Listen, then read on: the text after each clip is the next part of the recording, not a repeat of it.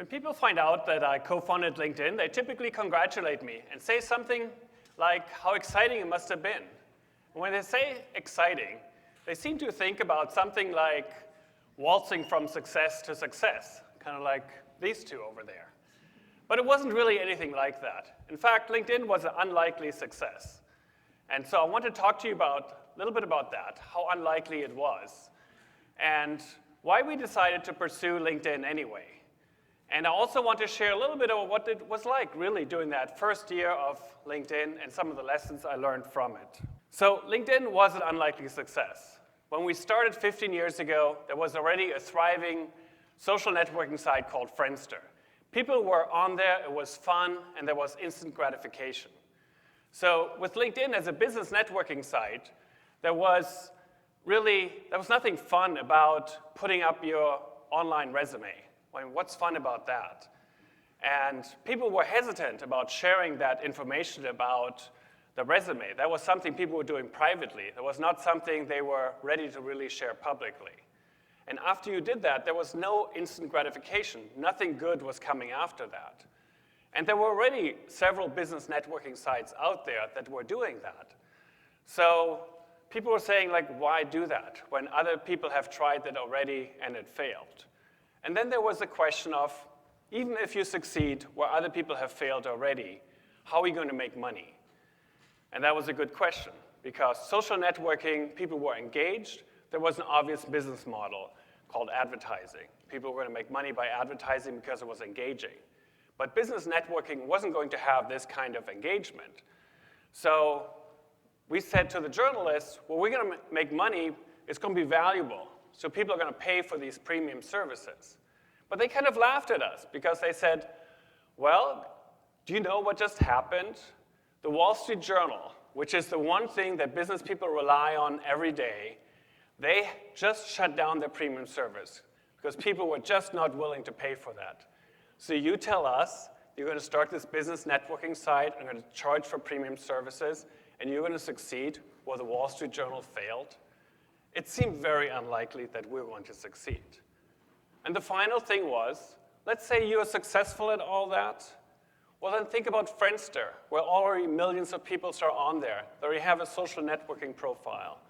If you succeed, they're simply going to add to the social profile a couple fields where people can enter where they worked and when, and then they're going to kill you. So why, again, are you starting this business networking site? So this is really what it looked like back then. And this is, I think, often the story of entrepreneurship. You're starting something, it's a lonely road. Nobody is there telling you this is a good idea to be starting this company. And now, when I talk about LinkedIn, people often say, yes, this made so much sense. It's great that you started this company. But I can tell you back then, 15 years ago, there was nobody telling me that. Even my own friends, when they're giving me advice, there was some advice that sounded like, maybe this could help me improve the product a little bit. But really, the sense I was getting, they were kind of telling me, maybe you shouldn't do this. Konstantin, don't waste your time. And it was well-intentioned advice. I think they were generally concerned that I'd be wasting 3 or 4 years of my life on something that I could be doing something more productive with my life. So just be ready for that. As one of the lessons I learned, be ready that it is a lonely road. You're not going to have these people giving you rah-rah support. And in fact, I don't think you want people just giving you rah-rah support. You need to know why you're starting this company. It needs to come within you. Don't rely on other people. And it's good to have this critical feedback from people. You need to rely on that. So why did we start this company when it seemed the odds were really stacked against us? Well, it was not an idea we just had all of a sudden decided to do. We had been talking about it for about 5 years. And one of the things we learned is over the 5 years that we really enjoyed working together. And so one of the things we figured out is that even if it wasn't going to succeed, we were going to enjoy really working together on this problem because we enjoyed the 5 years of problem solving. And that was very important to us.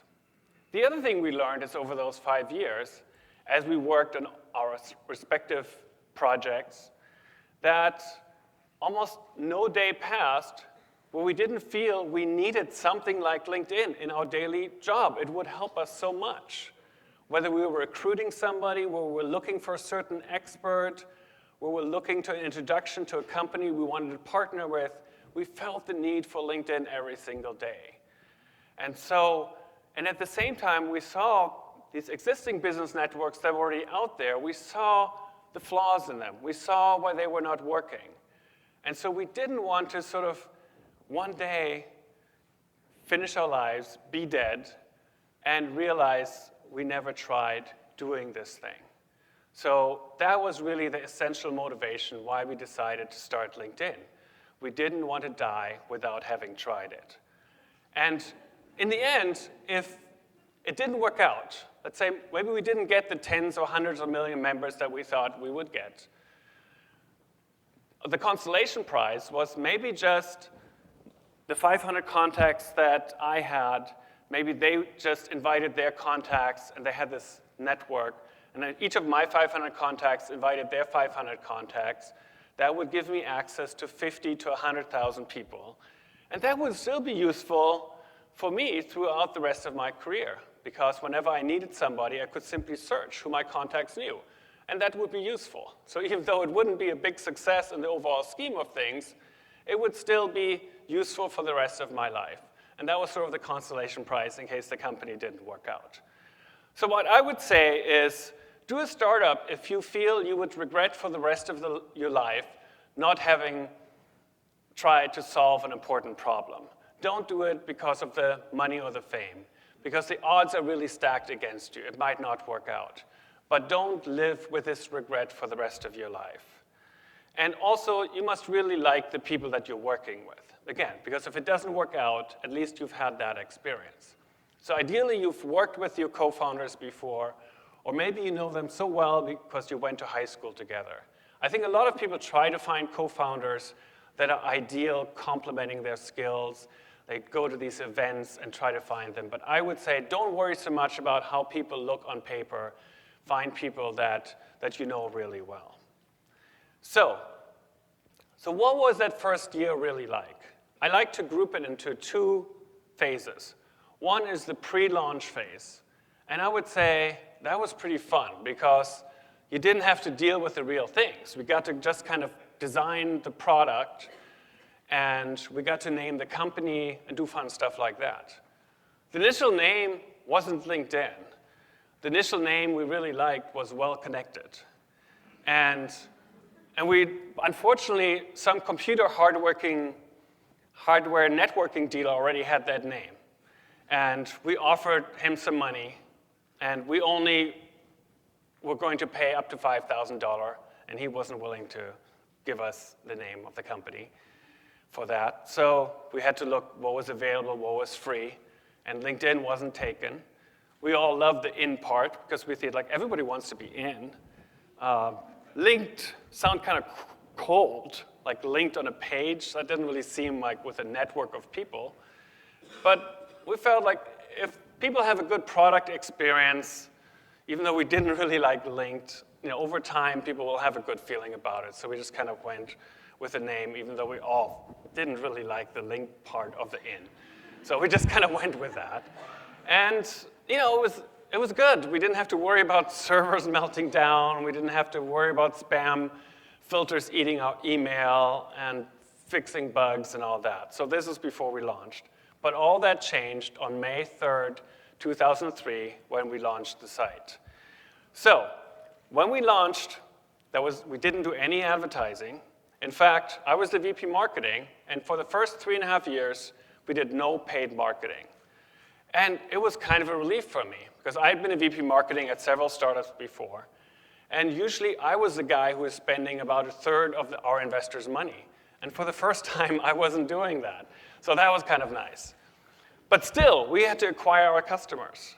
In fact, it was much more important for LinkedIn to acquire customers than for almost any other company I've ever been at, because usually you acquire customers to get revenue. But in our case, we were a software company, it wasn't really about the software. The key value that people who are in LinkedIn getting wasn't our software. The key value were the other members. That's what they were after. They were interested in the other members. They wanted to reach out to the other members. So that was a catch-22. How do you get your members in the beginning when the key value is the other members? There's no value in it. And so that was really the core task of the first year, was getting the other members, and how do you do that? So my background at Stanford was a very interdisciplinary major. I created my own major. I was officially in engineering, I had computer science background, but I also studied a lot of psychology and sociology. And that turned out to be a useful background, what we needed to do in that first year, because it was about the motivation, understanding how do you get our members to invite their contacts to LinkedIn? How do you figure out when people get an invitation to accept that invitation? And how do you remove any obstacles in that path? And that was really the core in marketing of building up that network in that first year. And literally, that's how simple it was. On May 5th, that's what we did. We just invited our business contacts. We sent the invitations out, and then we watched to see what happened. Some people accepted the invitation, and some didn't. And then guess what I did? Well, we all did. But as a VP marketing, that was kind of my main job, is after 2 weeks, when people hadn't accepted the invitation, I would literally pick up the phone and call them up. And I remember calling up my friend Jörg. He was a venture capitalist. We have a good relationship, and he hadn't accepted the invitation. So I called up Jörg and said, hey, Jörg, do you remember receiving an email from me 2 weeks ago? He says, yeah. And I was like, well, you didn't accept this invitation to join LinkedIn. What's going on? And he's like, yeah, I joined this thing called Plaxo already. And it's about updating your address book, and I already have one. So why would I join yours? It's already working fine. It's OK. It's not a big deal. But I already have one. So why should I join LinkedIn? It doesn't seem really necessary. I was like, Jörg, LinkedIn is not like Plaxo. It's not about updating your address book. Remember how when we had lunch a couple of weeks ago, and you were doing this investment, and you were asking me if I know anybody who is involved in enterprise procurement? I was like, yeah. Well, this is what LinkedIn can help you with. You don't need to keep asking your contacts if they know a certain person. Once you join LinkedIn, you can search people in my address book. It's not just names, but they have profiles, and you can just type in enterprise procurement, and you can find out whether I know somebody in enterprise procurement or anybody else that you know knows anybody in enterprise procurement. Or let's say you need to know somebody who works in Microsoft in a certain division or a certain VP at a certain company. You can just do all that if you just join. And he got pretty excited. So he joined right away, and we had one more member. Of course, that was a very expensive member because I had to make a phone call. That wasn't going to scale. So I was happy about the new member, but I also got a little worried. But I said, OK, we need to work on our invitations. We need to make sure people don't think this is like Plaxo about updating your address book. We need to make that message really clear. Why people, what's the key value they get from joining LinkedIn? So we worked on that. And then I waited a little longer. I waited another couple of weeks. I watched in Jörg's account, and I saw he hadn't invited anybody else. And our site wasn't going to grow if people just join and don't invite anybody else. So I called up Jörg again. And I said, Jörg, I'm glad you joined, but you haven't really invited anybody else. And he said, well, why should I do it? I'm connected to you, And I was like, well, but now you only have access to my contacts. What about your other partners in the VC firms? Like when you look for somebody, don't you want to leverage your whole network, not just mine? And he's like, well, I guess you got a point. Well, how do I do that? So I kind of took him through the steps. You go to this screen, you click this button, you enter this email address. You're like, well, that's a lot of work. But I took him through the steps, and he got it. And sure enough, he sent out invitations, and we got, 30, 40 more members. So again, I was happy. I got 34 members, but it was another phone call. But again, I had lots of feedback for our product team, and we figured out how to make invitations easier and to create the message so people understood why they needed to invite people and to make it better. And now, unfortunately, I couldn't call his contacts because I didn't know them, but we had to bring all this into the product. But that's really kind of what it was like. We had to incorporate this. And so the marketing in that first year wasn't really like these campaigns that marketers do. It was kind of here, like it was the marketing married with kind of this incremental, more science-based approach. And that's really what the new marketing is like.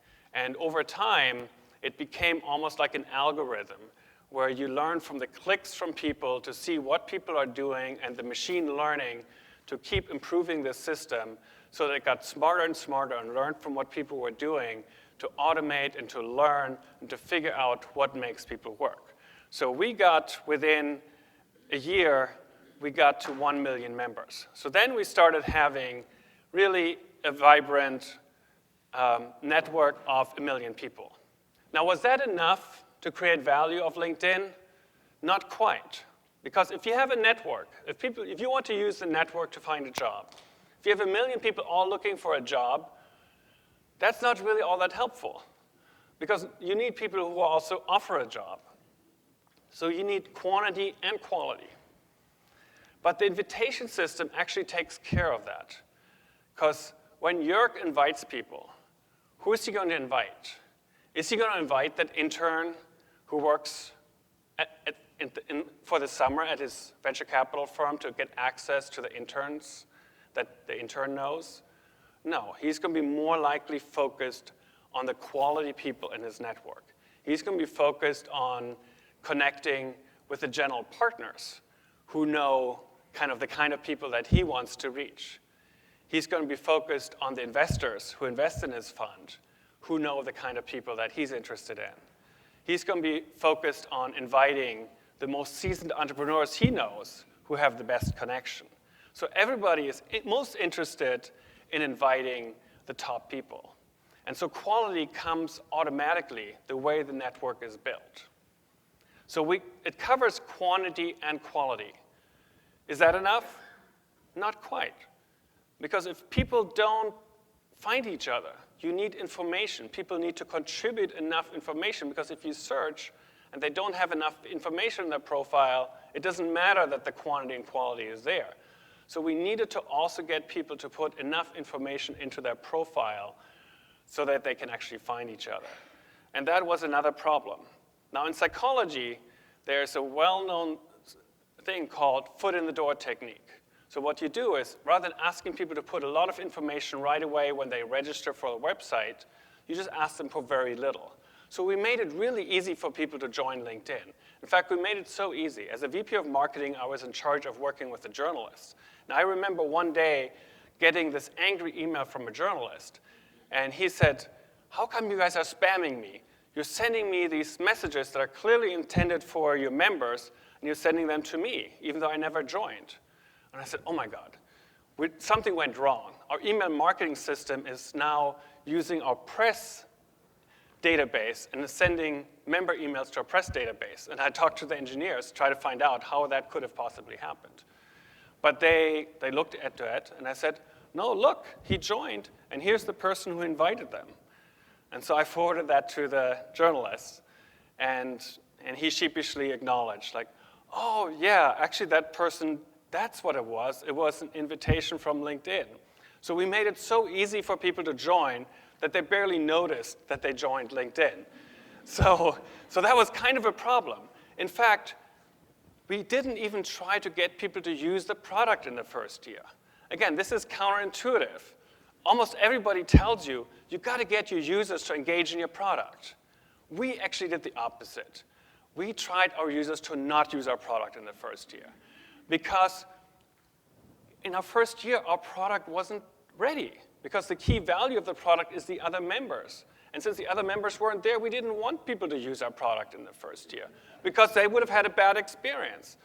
And it's better to have no experience with a product than a bad experience. So we did not want them to use the product. I remember I have a friend who was in Las Vegas, And he was looking for a paralegal with some trademark experience. And after a few months, and he would normally post a job on Craigslist. And one of his problems was he would get a ton of resumes, but a lot of them weren't very qualified. So he thought like, oh, well, maybe this LinkedIn thing can help me that Konstantin started. And he would do a search, very simple search on LinkedIn. He typed in paralegal, Las Vegas, trademark. And what did he get? He got 3 results. First result was a profile with so little information on it. Remember, we didn't ask people to put a lot of information in. So that wasn't very useful. Second result had profile information in it, wasn't a very good fit. And one result was okay. So he emailed me, he's like, well, your LinkedIn isn't very good. And if he wasn't my friend, he probably would have never used LinkedIn again. So that was a problem. So that's the reason we never wanted people to use LinkedIn during the first year. And so this is counterintuitive. So when you look at this picture, I picked this picture because one of my favorite songs is Frank Sinatra's My Way. And I bet a lot of entrepreneurs like it because you really have to, as an entrepreneur, you have to do it your way. You can't do it the way everybody else does it. You have to look at what metrics make sense for your company. And so when I look back at LinkedIn, the first year, even though LinkedIn is a big success, I think was not very different from, if any entrepreneurs are out here, from probably how your company is like. Our success was uncertain. So it probably felt very similar to yours. At the same time, we were convinced we're going to be successful, probably just like your company. And I remember that first year, even though it was so uncertain and didn't feel like waltzing from success to success, I still cherish that first year very much because I think it was so creative, so exciting that very first year. And I think starting it against the odds, it would have been worthwhile even if it had failed, because at least we knew we tried. Thank you very much.